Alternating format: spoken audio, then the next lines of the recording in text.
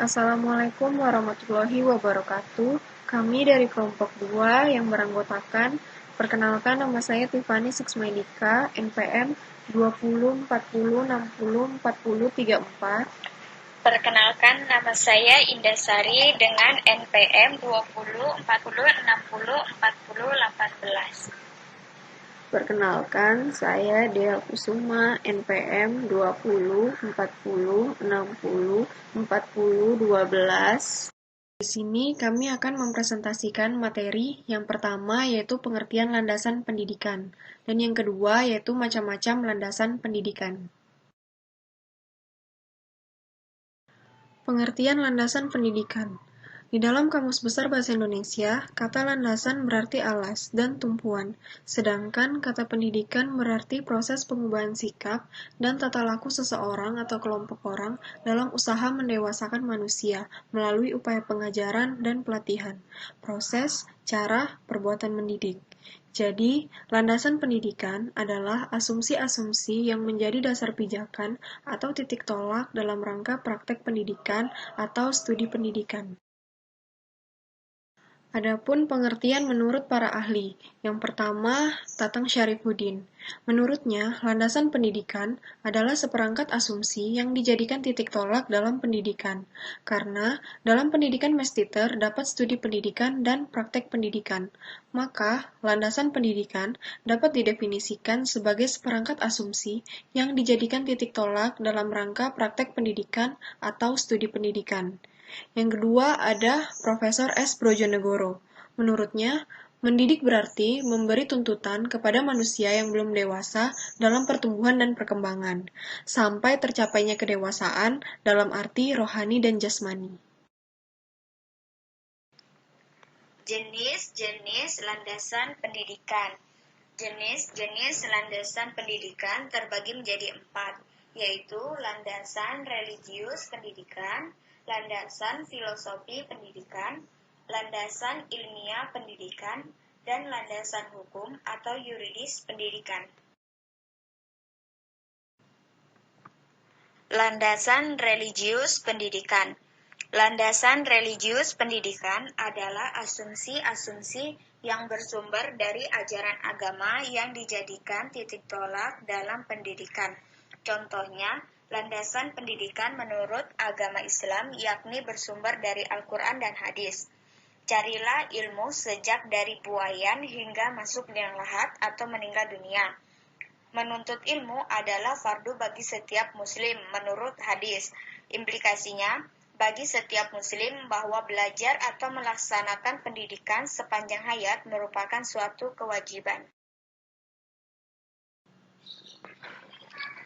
Landasan filosofi pendidikan. Landasan filosofi pendidikan adalah asumsi-asumsi yang bersumber dari filsafat yang menjadi titik tolak dalam rangka praktek pendidikan atau studi pendidikan.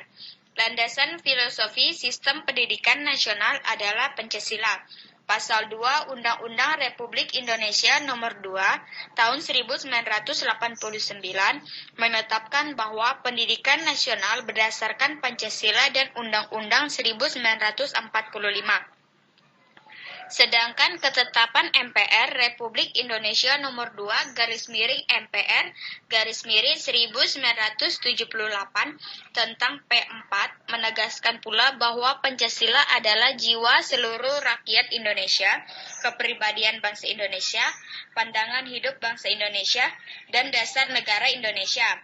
Landasan filosofi pendidikan tidaklah satu, melainkan ragam, sebagaimana ragamnya aliran filsafat.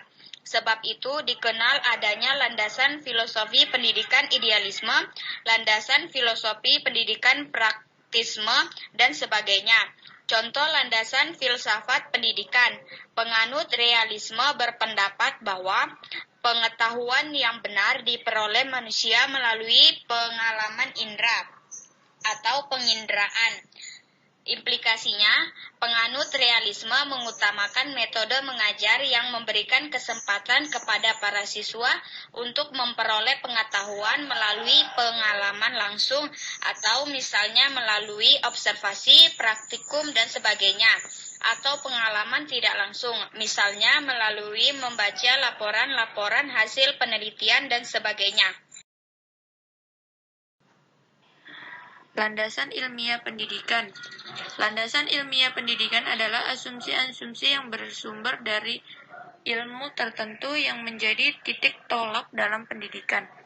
Sebagaimana kita ketahui, terdapat berbagai disiplin ilmu seperti psikologi, sosiologi, ekonomi, antropologi, sejarah, biologi, dan lain sebagainya. Oleh sebab itu, ada berbagai jenis landasan ilmiah pendidikan, antara lain landasan psikologi pendidikan, landasan sosiologis pendidikan, landasan ekonomi pendidikan, landasan antropologis pendidikan, landasan historis pendidikan, landasan biologi pendidikan. Yang terakhir yaitu landasan hukum atau yuridis pendidikan.